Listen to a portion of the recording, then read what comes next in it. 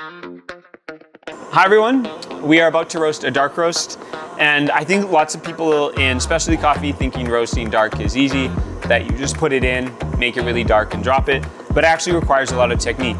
You want to make sure that you're still developing flavors, that things still taste delicious, and that you're controlling it, that it's not just some random darkness, that you have a profile that tastes delicious and that your customers love. I think a big thing for dark roast is people love the comforting flavors, lower acidities, and sort of classic coffee roasts. So what we're gonna do today is try and get all of that out of the Stronghold. We're gonna achieve that with a lot of conductive heat and convective heat to make sure that when we're going dark, that we are evenly roasting the coffee. I think that's one of the biggest things that the Strongholds can do for dark roasts, is making sure that full development is happening across the whole bean, so you end up with a great intensity of coffee without it tasting too ashy or burnt.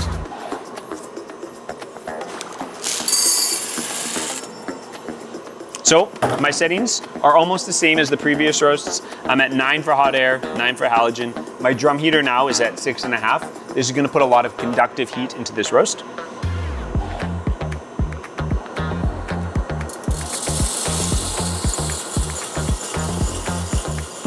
So a lot of approaches on more traditional roasters is to go low and slow for dark roasts to draw them out for a long time. Because the Stronghold can apply heat so evenly and effectively, we're actually gonna keep the roast still pretty short. We're gonna still apply heat in lots of different ways. We're gonna draw out first crack at the end, make a long development time, but I don't need to have a super long roast to get a really effective dark roast. You can see the turnaround versus my reference is pretty much exactly right there, which allows us to just focus on making sure this roast is perfect without having to change our momentum or anything like that. You can see my drum surface temperature is pretty high. This is gonna make sure that there's a lot of nice conductive heat going into the roast right now. Once we get out of the drying phase, we're actually even gonna add a little bit more halogen. Halogen does a great job of really penetrating the bean surface. So especially early on, I wanna make sure I get a lot of heat and a lot of development into this coffee because we want it to be a little bit darker. So once we get out of green into yellowing, I'm gonna add a little bit more heat to this roast. Our drum surface temperature is above 500 right now, so that's pretty hot. We're gonna move it down just a little bit, just to make sure that once we hit yellowing, that surface isn't too hot and it's not gonna scorch any of the coffee. I'm gonna step down again, just small steps. So in the medium roast, we would have started to step down our halogen at this point. I'm still gonna keep it nice and high. We're at yellow now, so I'm actually able to even increase it just a little bit, just to make sure we get a good amount of color in this coffee even before we hit first crack. If we're able to develop the coffee a little bit before first crack, it's gonna make our lives easier later on, because we're not gonna rely just on first crack to get good color development. We'll already have achieved some of it even before the coffee starts to crack. I'm gonna pull a bit more heat out of the drum heater. Now I'm watching and we're at that light tan. Once it hits brown, I'm gonna pull a little bit of halogen out just to make sure we're not scorching anything. I'm still gonna use a lot of halogen on this roast though, really to make sure we get those classic dark roast flavors. I can see it start to go tan, so we're gonna take that halogen from 9.5 down to 8.5. By keeping my hot air temperature high, I'm able to use the other sources of heat to influence flavor. So basically my hot air is giving me my momentum, it's giving my energy into first crack, and by using my halogen and my drum heater in different ways, that's how I'm manipulating flavor. So basically by using that hot air, I'm able to use the other settings to really change the way the coffee tastes and my roast development.